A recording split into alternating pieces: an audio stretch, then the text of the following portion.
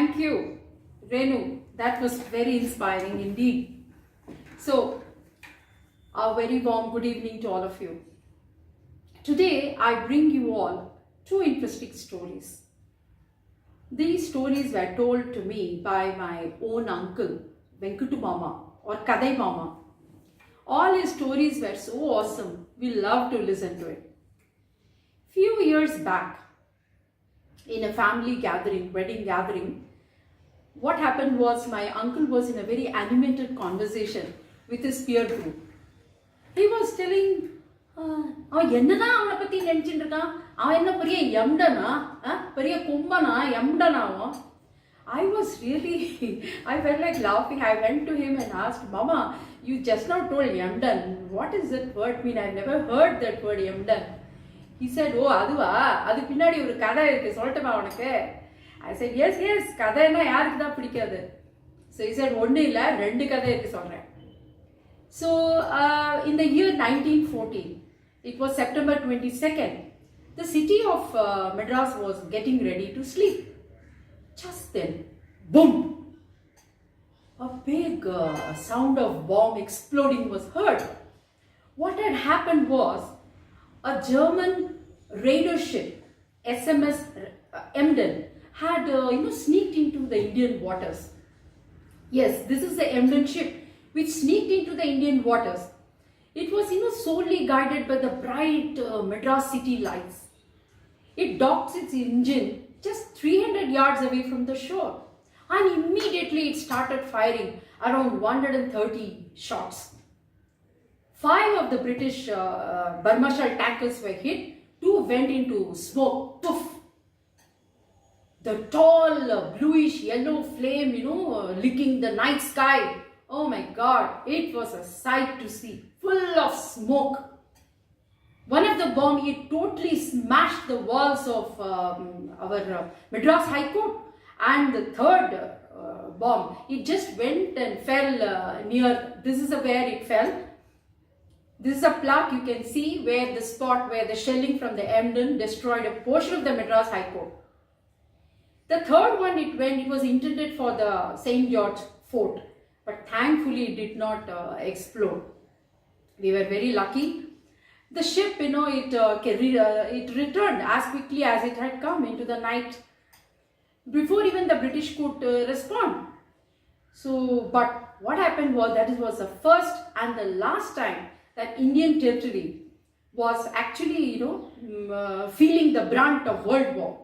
The next day, the full city went into pandemonium. People were so scared. There was a mad rush to get out of Madras. There was loot. Economy was hit. Police were called for maintaining law and order.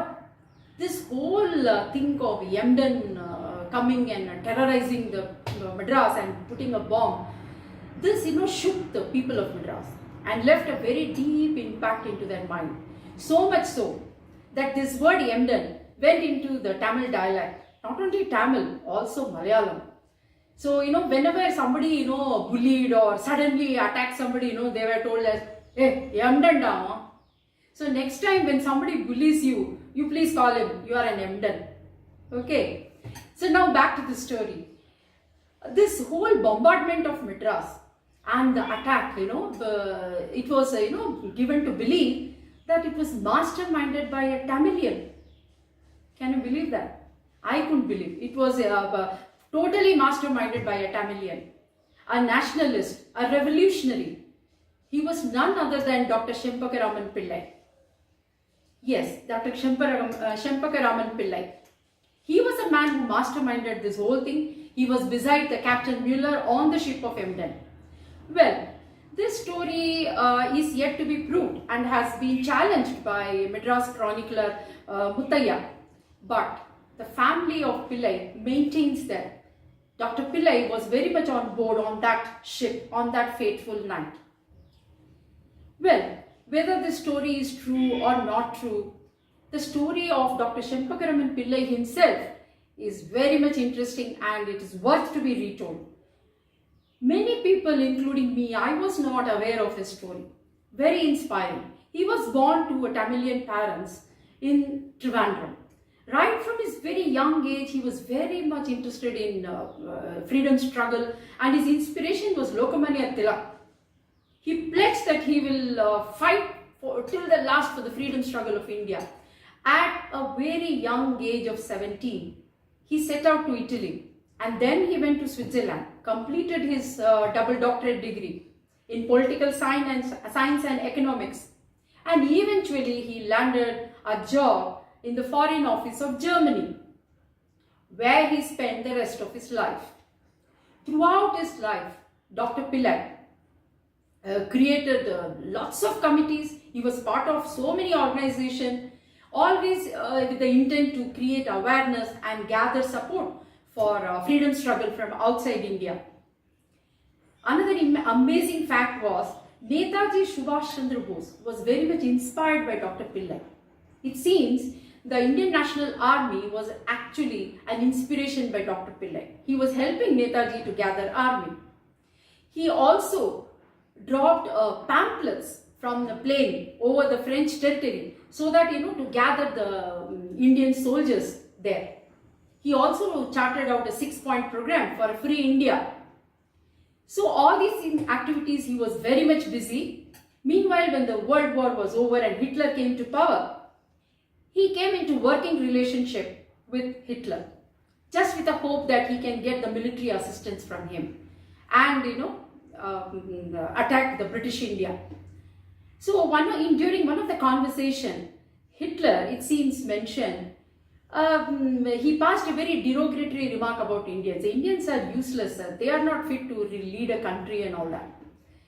Dr. Pillai got very angry. You know what he did? He immediately wrote a complaint to Hitler himself, demanding a written apology, that too with a deadline, to a person like Hitler, who was feared by the whole world. See the audacity of Dr. Pillai. And not only he wrote that letter, he got an apology. It is told that Hitler gave a written apology to Dr. Pillai. Much later the deadline, he said, but he did give the apology. This whole incident enraged the German camp so much that it was said the goons of Hitler, they planned and slow poisoned Dr. Pillai, which eventually led to his death, very early death in 1934. Later, much later, his ashes were scattered in his motherland as per his wish. Such a great revolutionary, our Tamil Nadu government honored him by unveiling his statue in the Gandhi Mandapam. Even today, if you go there, you can see his statue of Dr. Shenpagaraman Pillai. See, before I sign off, I would like to share another very, very, very amazing fact. Jaihind! Jaihind! What did you feel? I'm sure all of you felt a sudden rush of adrenaline. So whenever, wherever you hear these words, Jaihind, don't you feel so patriotic? Now, would you believe if I say these two words were actually coined by none other than Dr. Pillai? Yes, it seems he used to greet his friends and all his known people in his very early days, Jaihind. Much later, when Netaji heard these words, he loved it, so much so that he made it as a national slogan. So I'm sure next time you hear anywhere, Jaihind, I'm sure Dr. Pillai will come to your mind. Thank you so much for listening to my story. I give the baton now to Srividya.